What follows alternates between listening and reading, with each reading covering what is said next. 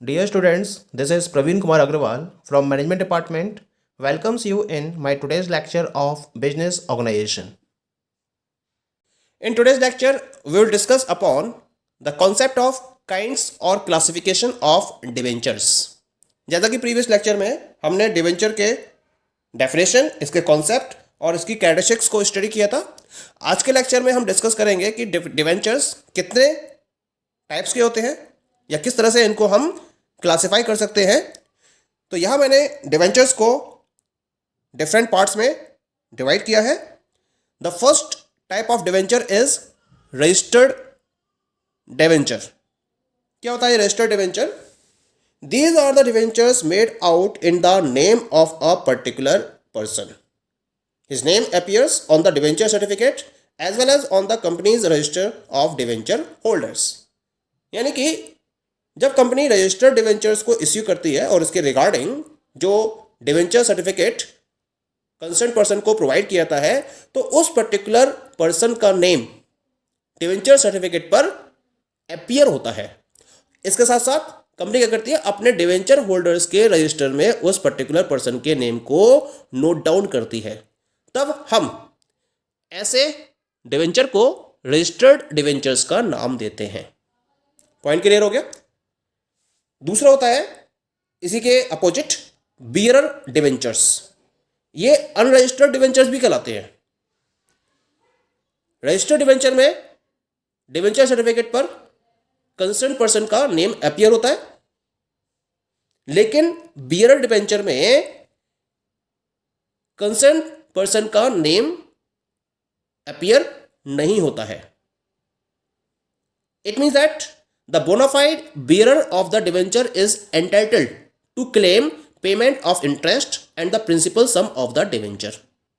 यानी कि जो भी उसका बियरर होगा, जिसे हम बोलते हैं बोनाफाइड बियरर, यानी जिस पर्टिकुलर पर्सन का के पास वो डिवेंचर सर्टिफिकेट होगा, वही पर्टिकुलर पर्सन क्या करेगा, इंटरेस्ट के पेमेंट को क्लेम करने के लिए एंटाइटल्ड होगा और इसके साथ साथ जो डिवेंचर का प्रिंसिपल सम है उसको क्लेम करने के लिए एंटाइटल्ड होगा।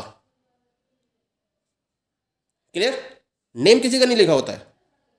द प्लेस इज ब्लैंक्ड, यानी कि जो नेम प्लेस है वो ब्लैंक्ड होता है बियर डिवेंचर्स में, और जिस पर्टिकुलर पर्सन के पास बियरर, जिसे हम बोलते हैं बोनाफाइड बियरर, वो डिवेंचर सर्टिफिकेट अवेलेबल होता है, that particular person is entitled to claim payment of interest as well as the principal sum of the debenture. Point is clear? Now come to the third one. Third one is the mortgaged और secured debentures. क्या होते हैं ये? Debentures that are secured by a mortgage or charge on the assets of the company are known as secured debentures. जब हमने इसके concept को discuss किया था, तो डिस्कस किया था कि जब डिवेंचर्स को इश्यू किया जाता है कंपनी के पॉइंट ऑफ व्यू से, तो डिवेंचर्स पर कंपनी की असेट्स को चार्ज करते हुए इश्यू किया जाता है या फिर कंपनी की असेट्स को चार्ज ना करते हुए भी इश्यू किया जाता है। तो जब कंपनी की असेट्स को चार्ज करते हुए डिवेंचर्स को इश्यू किया जाता है, तो ये बन जाते हैं सिक्योर्ड डिवेंचर्स, क्योंकि सिक्योरिटी है इसके साथ में। डिवेंचर्स इश्यू किए गए हैं तो इसके साथ में सिक्योरिटी है, यानी कि कंपनी के वाइंड अप के केस में अगर कंपनी डिवेंचर होल्डर्स को उनका प्रिंसिपल सम और इंटरेस्ट पे करने की कंडीशन में नहीं होती है, तो वो क्या करेगी, अपनी प्रॉपर्टी को सेल करके उन्हें ये इंटरेस्ट और प्रिंसिपल सम प्रोवाइड करेगी। तो सिक्योरिटी है यहाँ पर। इसी पर्पस की या इसी पर्टिकुलर बेनिफिट की वजह से, या हम कह सकते हैं इसी पर्टिकुलर पॉइंट की वजह से, हम इसको सिक्योर्ड डिवेंचर का नाम देते हैं। दूसरे आते हैं अनसिक्योर्ड, या हम इसे नेकेड डिवेंचर्स का नाम भी देते हैं। ये अपोजिट होते हैं सिक्योर्ड डिवेंचर्स के। इन पर्टिकुलर डिवेंचर्स को इश्यू किया जाता है without any charge on the asset of the company, यानी कि कंपनी कोई भी सिक्योरिटी इसमें नहीं देती है। इसी वजह से इनको अनसिक्योर्ड डिवेंचर का नाम दिया जाता है। Clear? Now come to the next one, fifth one. Fifth one is the redeemable debentures. Redeemable debentures क्या होते हैं? Redeemable debentures, debentures that are redeemable in the following time. पहला केस है इसके अंदर एट अ फिक्स डेट, दूसरा case है after expiry of a certain period from the date of their issue, और तीसरा केस है after a fix date in certain number of installments. यानी कि the debentures which are redeemed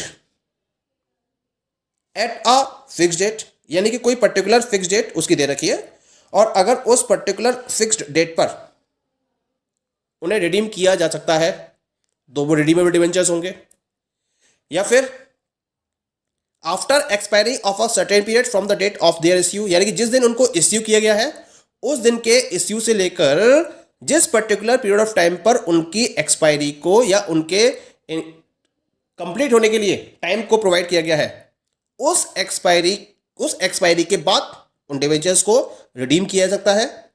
और तीसरा case है सर्टेन नंबर ऑफ इंस्टॉलमेंट को पे करने के बाद एक फिक्स डेट के बाद जिन डिवेंचर्स को रिडीम किया जा सकता है वो सारे डिवेंचर्स क्या कहलाएंगे? These are known as the redeemable debentures. Redeem करने का मतलब क्या है? कंपनी एक पीरियडिकल इंटरवल के साथ में इंटरेस्ट तो पे कर ही रही है, लेकिन इसके साथ साथ जब वो रिडीम हो जाते हैं, रिडीम का मतलब होता है कि उनका principal sum with interest amount, जो भी उनकी इंटरेस्ट अमाउंट होती है उस रिमेनिंग इंटरेस्ट अमाउंट के साथ में प्रिंसिपल सम को रिटर्न कर दिया जाता है कंपनी के पॉइंट ऑफ व्यू से। तो ये कहलाते हैं रिडीमेबल डिवेंचर्स। पॉइंट क्लियर हो गया?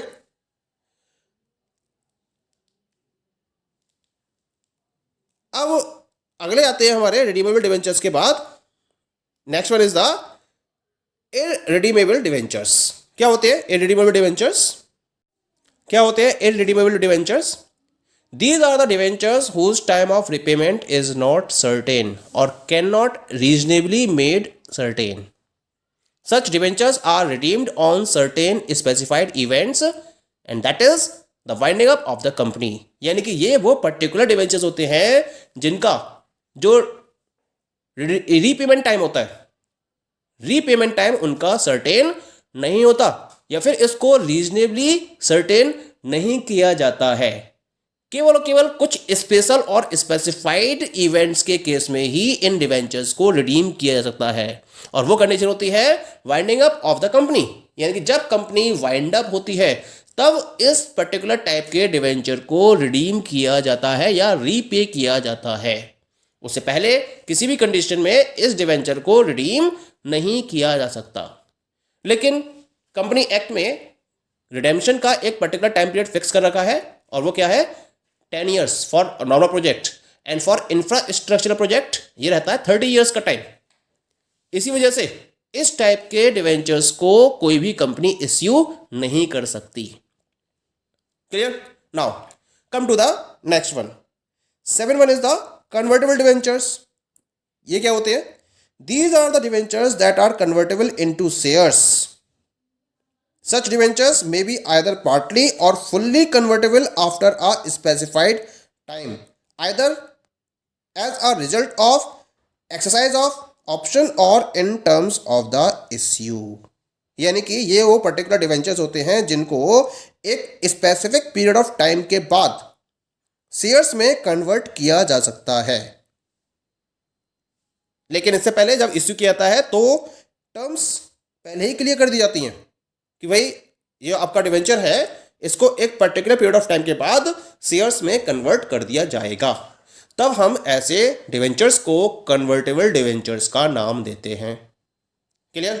यानी सीधी सीधे तो डायरेक्ट वर्ड्स में बात करी है, debentures that are convertible into shares are convertible debentures. Next one is the non convertible.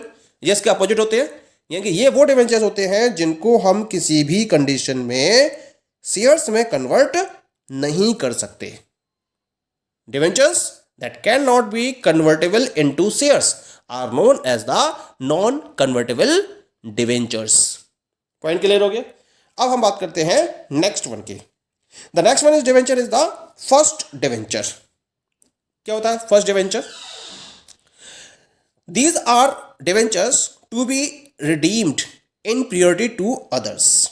मान लीजिए कंपनी ने डिफरेंट टाइप के डिवेंचर्स को इश्यू किया, कुछ डिवेंचर्स ऐसे होते हैं जिनको कंपनी क्या करती है, बाकी सारे डिवेंचर्स के कंपैरिजन में पीरियोडिटी के बेसिस पर रिडीम करती है या उसका रीपेमेंट करती है। तो जिन पर्टिकुलर डिवेंचर्स को पीरियोडिटी के बेसिस पर रिडीम किया जाता है तो हम ऐसे डिवेंचर्स को फर्स्ट डिवेंचर्स का नाम देते हैं। पॉइंट क्लियर हो गया? मैं फिर से बता देता हूं, debentures which are to be redeemed in periodicity to other debentures are called the first debentures. Periodicity basis पर इनको हम रिडीम करते हैं, इनका रीपेमेंट करते हैं, ठीक है। और लास्ट है इसके अंदर, that is known as the second debentures.